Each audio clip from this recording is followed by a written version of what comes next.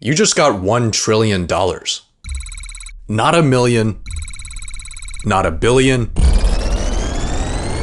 a trillion. But there's a catch. You need to spend all of it in the next 24 hours, or you lose everything. This should be easy. First, you need a new car. Go to your local exotic dealership and buy yourself a Lambo, and a Ferrari, and a McLaren. You know what? Just buy up the entire dealership. Now, you have the $12 million garage of your dreams. But there's one small problem. In order to spend $1 trillion in 24 hours, you would need to buy out that entire dealership every single second. You need to think bigger.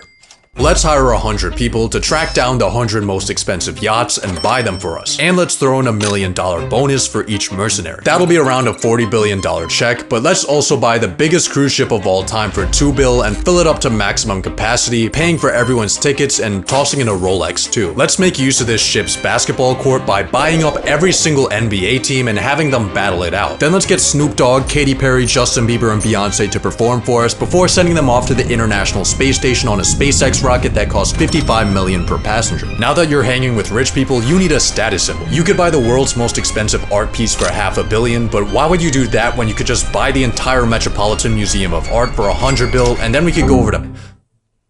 Transaction failed. There's no way we're already out of money.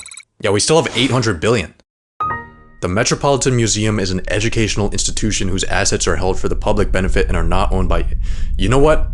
Forget about the Met.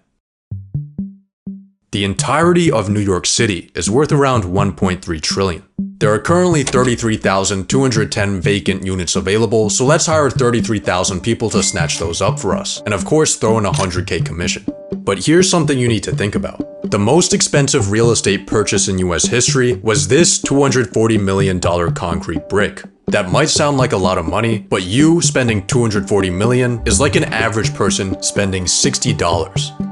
I think instead of buying houses, you should build a mega project.